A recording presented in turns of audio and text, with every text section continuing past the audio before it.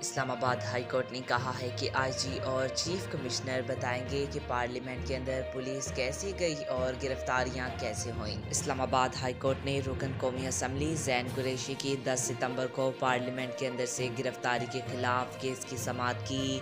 عدالتی حکم کے باوجود قومی اسمبلی سیکریٹریٹ، پولیس اور انتظامیہ کی رپورٹ جمع نہ ہو سکی۔ عدالت نے اسٹیٹ کونسل کو ایک ہفتے میں رپورٹ جمع کروانے کی مہلت دیتے ہوئے پوچھا کہ پارلیمنٹ کے اندر سے گرفتاری کیسے ہوئی۔ چیف جسٹس عامر فاروق نے پوچھا کہ نوٹس بھیجے تھے سب کو، اس کا کیا بنا، جس پر اسٹیٹ کونسل نے جواب دیا کہ رپورٹ پیش نہیں ہو سکی، کچھ وقت دے دیں۔ جسٹس عامر فاروق نے ریمارکس دیے کہ کتنے دن ہو گئے ہیں، کیا ہو گیا ہے، 10 دن ہو گئے ہیں، آئی جی اور چیف کمشنر بتائیں گے پارلیمنٹ کے اندر پولیس کیسے گئی، پارلیمنٹ کے اندر سے گرفتاری غیر قانونی ہے۔ چیف جسٹس نے کہا کہ آپ نے بتانا ہے کیوں ایسے گرفتار کیا گیا، کیا قانونی طریقہ تھا پارلیمنٹ سے گرفتاری کا، پارلیمنٹ کے رولز اور استحقاق بھی ہیں، وہ بھی دیکھنے ہوں گے۔ وکیل نے دلائل دیے کہ رولز بنے ہوئے ہیں، اسپیکر کی اجازت کے بغیر کسی کو پارلیمنٹ کے اندر سے گرفتار نہیں کیا جا سکتا۔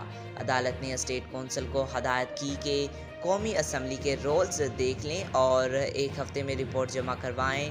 بعد ازاں عدالت نے سماعت 16 اکتوبر تک ملتوی کر دی۔